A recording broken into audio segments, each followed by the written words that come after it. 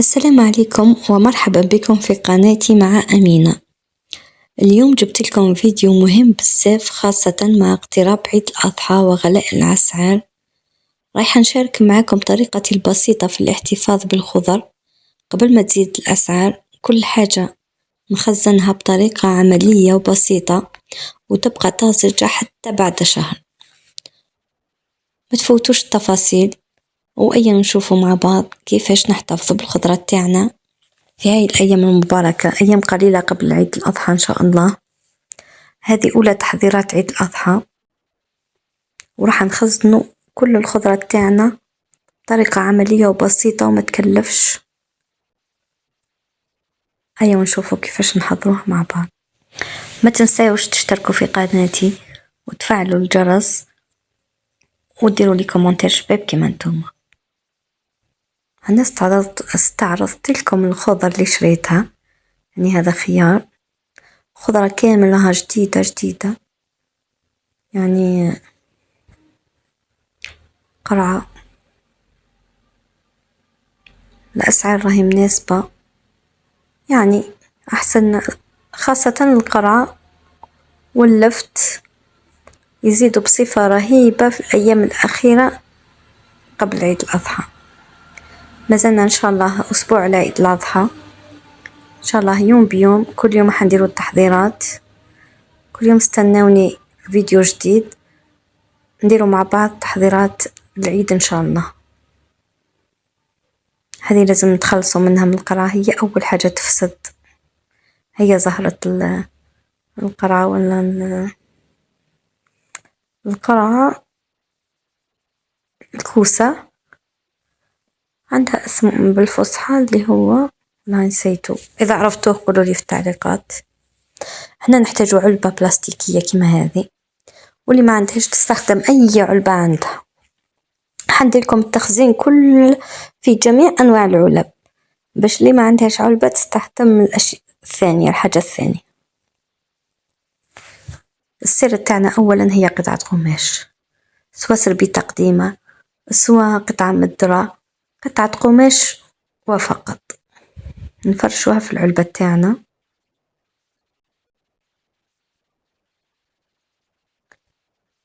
هنايا أنا فوق قطعة القماش حبيت نفرش شوية، يعني بابي.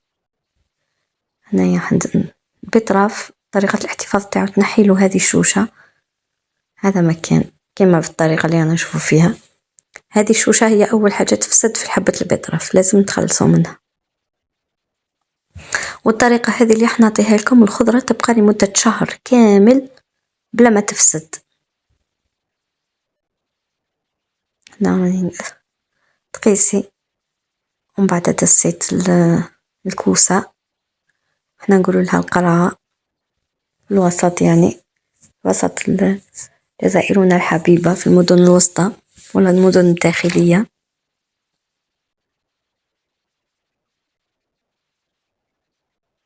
كاين اللي يقولها كورجيت يعني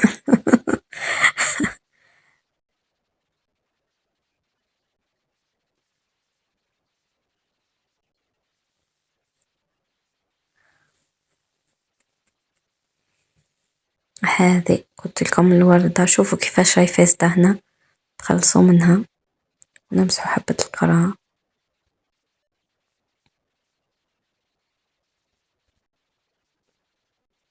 الجزء الثاني نحولوا هذه الأوراق السائدة.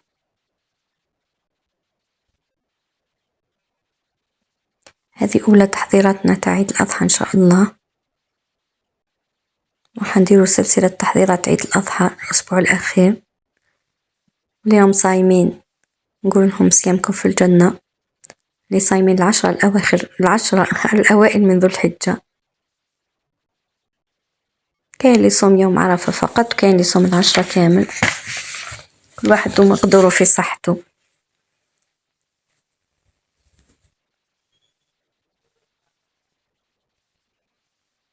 هكذا ونغلقوا عليهم السربيتة ونسكروا العلبة ونحطوها في الثلاجة.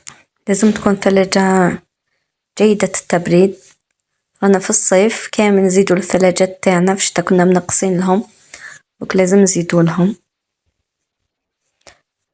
على هذه الطريقة نضمن لكم بلي شهر كامل حبة ما تخسر، يعني نوصلوا للعيد إن شاء الله، وبعد العيد إن شاء الله.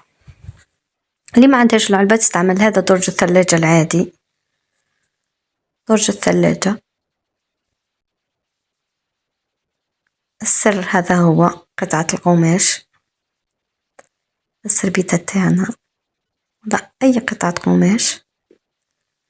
هنايا حنخزن اللفت، واللفت شحال يغلى في العيد الكبير، الناس كامل تحب دير الرشدة وتحب دير الطعام، يعني يغلى يغلى. اغتنموا الفرصة وقضيوا هذا الوقت، واحتفظوا بالخضرات تاعكم، ومنها تنحوا يعني التعب الأيام تجري. الواحد يلقى التحضيرات يعني نقص عليكم التعب والتخمام ثاني والمصروف، بما أننا حنقتصد تكون عندنا خضرتنا في بيتنا بأسعار اليوم أحسن بالأسعار الغالية. لفت ثاني نحلو الأوراق الخارجية، هذه ثاني هي سريعة التلف، هذه لازم تروح باسكو سريعة التلف. ونحطوه في البابي على الجهة تاع الجهة اللي نحينا منها شوشة، باش كاش ما خرجت منه سوائل يمصها البابي. والبسبس تاني، يعني أي نوع خضرة نحتفظ به بهذه الطريقة، هذه هي الطريقة السرية.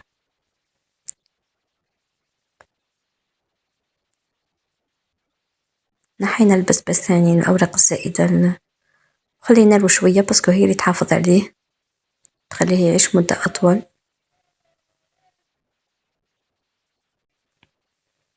ما عنديش بابي المطبخ، عندي هذا البابي استعملته، اللي عندها الرولو تاع المطبخ أحسن وأخشن. هنا الخيار ثاني درته بهذه الطريقة.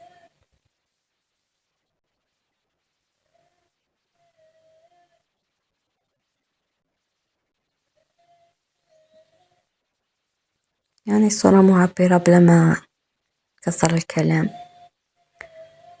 ونقفل عليها بهذه الطريقة، ما راح تدخلها لا رطوبة لا حتى والو. لاحظتوا بلي ما نستعملش كامل الماء، أكبر حاجة تفسد الخضرة هي الماء، أنا بعيدة جدا عن الماء. الخضرة تاعنا ناشفة معزولة عن الماء، وهذا هو السر.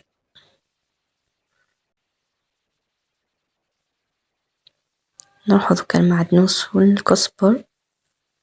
هنا راني وريتلكم بلي مكتوب فيها كزبر، وهذه هي مكتوبة معدنوس.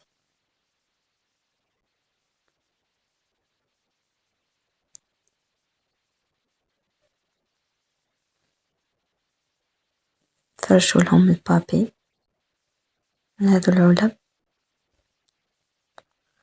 ونروحوا للمعدنوس تاعنا.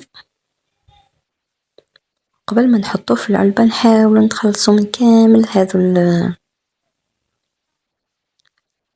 الأوراق الميتة، باسكو ديجا راها تالفة كنتش راح تزيد تقعد. ونفتحوا الربطة تاعنا لأنه من الوسط يعمروها بالأشياء التالفة. شوفوا كي نفتحوها واش نلقاو الداخل، نلقاوها معمرة هذو ما نوريه لكم فيها.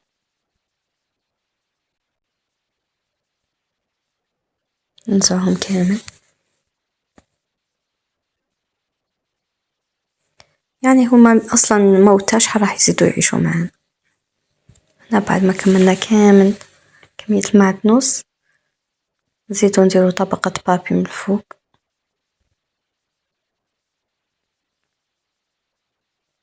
ونروحو دوكا الكزبر ونروحو دوكا الكزبر تاعنا.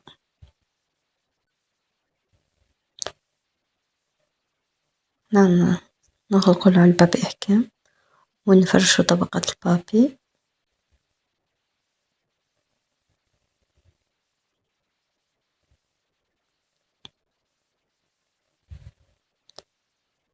نجيبوا الربطة تاعنا تاع الكسبور ونعملوها نفس معاملة، تشوفوا اش دايرين معاه، هذا أوراق السلق ولا شنو، ونحطوها ونبداو عملية الفرز.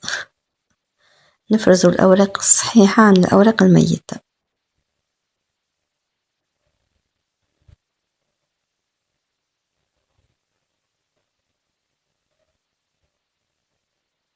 يعني التحضيرات ما تستهزوش بيها، يعني كل تحضيرة نديروها تنقص علينا تعب، وما تقولوش مازال الحال.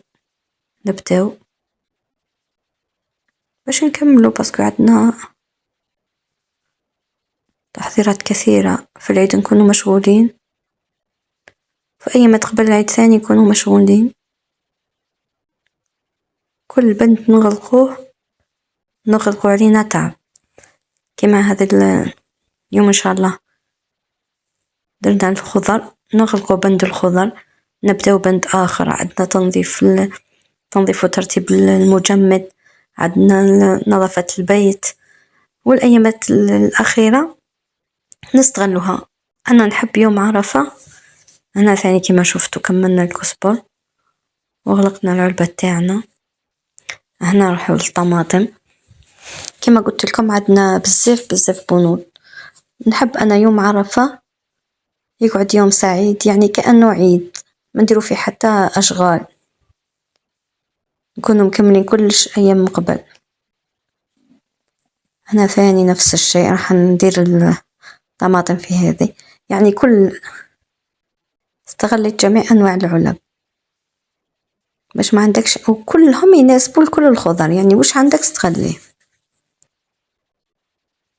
نديروا الطماطم اللي رانا حابين نخزنوها، يعني هنا نخزنوا كل اللي رانا حابين نخزنوهم، واللي حنستهلكوهم دوكا في هذه يعني لا يومين ولا 3 أيام، خلوها عادي في الثلاجة مش حتخسر. هذه العملية نديروها للخضر البعيدة المدة، يعني مش حنستهلكوها غدوة بعد غدوة. إن شاء الله هذا العيد نديرو مع بعض تفريز، طريقة الاحتفاظ بتفريز لحم العيد، يعني إن شاء الله راح نفتحوا معانا حصالة العيد.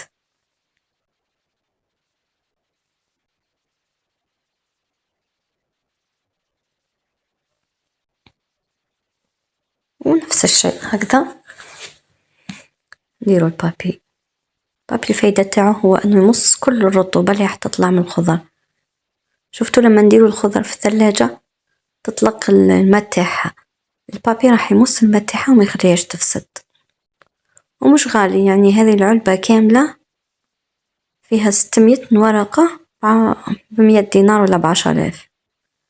نديرو الساشي من فوق، والآن راح نشوفوا كيفاش نحتفظوا بالشلاضة تاعنا. دايما لازم نتخلصوا من هذه الأوراق الميتة. ننزعوها هكذا، فيها التراب، حبيت نمسحها من التراب، يعني بلا ما يتدخل الماء هو عدو الخضر.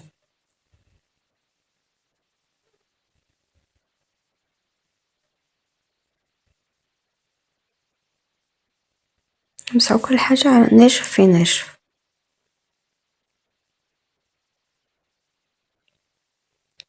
يعني اللي حبت هنايا تستعمل سربيتة أحسن وأحسن. أنا استعملت بابي، مي في السربيتة أحسن، تلمديها بسربيتة وتديريها في كيس بلاستيكي شفاف، يعني راح تدوم لك.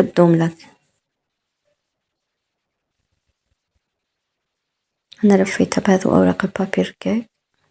اللي وصلت معايا لهنايا لهذه النقطة نقولها يعني فضلا تشتركي في قناتي وتفعلي الجرس، وأروحوا مع بعض نشوفوا تحضيرات عيد الأضحى. راح ندير لكم فيديو كل يوم إن شاء الله، كل يوم نديروا حاجة ونقصوا علينا حاجة من تحضيرات عيد الأضحى.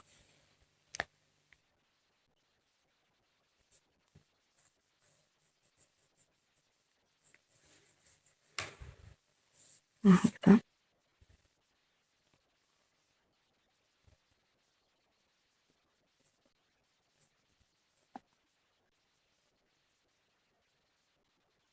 هكذا بهذه الطريقة. وأما بالنسبة للخضر تاعنا اللي قلت لكم رايحين ناكلوها نستهلكوها يعني في الأيام القريبة، نستعملوا درج الثلاجة عادي، نستعملوا له أي قطعة قماش قلت لكم ولا تربيطة قديمة، ونحطوا الخضرة تاعنا مهما كانت الكمية اللي بقات.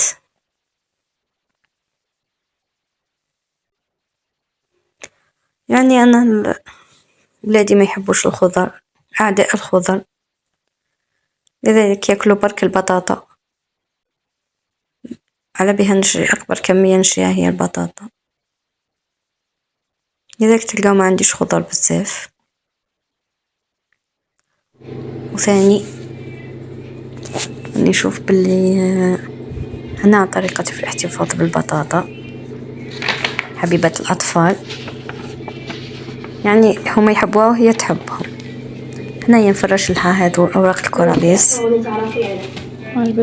يعني العطلة جات، عطلة سعيدة على جميع الأطفال، إن شاء الله يكونوا نجحوا في دراستهم، واللي راح يعقبوا الباك والبيام إن شاء الله ينجحوا. إن شاء الله كل أم وأب يفرحوا بولادهم، وكل تلميذ ينجح في البكالوريا وشهادة البيام. والبصل هاهو كيف نفرش له هذا الفرش أوراق الكراريس من كل، يعني قبل ما نرمي الكراريس تاع ولادي نحملها هذو الأوراق اللي مش مكتوبين نستهلكهم ولا نستعمل. أنا دايرة الخضر والبطاطا والبصل في هذه أدراج مثقبين يخلوا الهواء يدخل، وطريقة الاحتفاظ بالبطاطا هذه أفضل طريقة.